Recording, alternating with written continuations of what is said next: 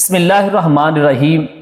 آج کا جو مسئلہ ہے وہ جلد سے جڑے ہوئے مصنوعی بالوں کی طہارت کا مسئلہ۔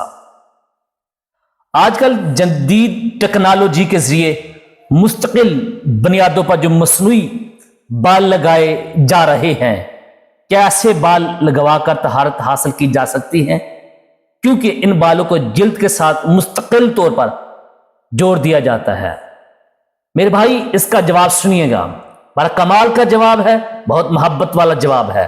اگر یہ بال جلد کے ساتھ جڑ گئے ہیں، یعنی انہیں ظاہراً اگی ہوئی شکل یا مستقل وابستگی کی شکل میں کر دیا گیا ہے، تو وہ اصل بالوں ہی کے حکم میں ہوں گے، بشرطیہ کہ وہ بال کسی ناپاک اور حرام چیز سے نہ بنائے گئے ہوں یا کسی حرام جانور کے نہ ہوں، کیونکہ ایسی صورت میں ان کے ہوتے ہوئے طہارت ممکن ہی نہیں رہے گی۔ اس لیے کہ جو چیز اصلاً ناپاک ہو اسے دھو کر پاک نہیں کیا جا سکتا ہے۔ دھونے سے صرف وہ چیز پاک ہو سکتی ہے جو اپنے اصل کے اعتبار سے پاک ہو، لیکن اس کو حقیقی حکمی یا مصنوعی نجاست لاحق ہوئی ہو۔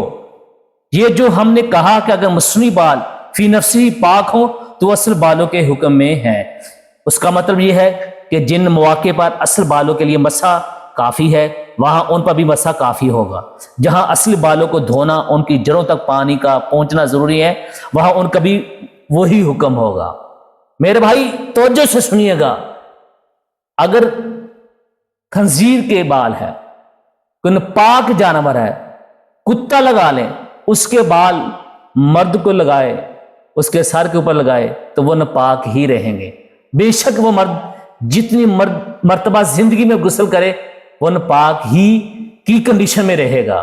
اس لیے اگر مصنوعی بال کسی میرے بھائی نے جس کا گنجا ہے، ٹینڈ ہے، بال نہیں اگے، بال سارے جھڑ گئے، وہ پاک بال لگوائیں۔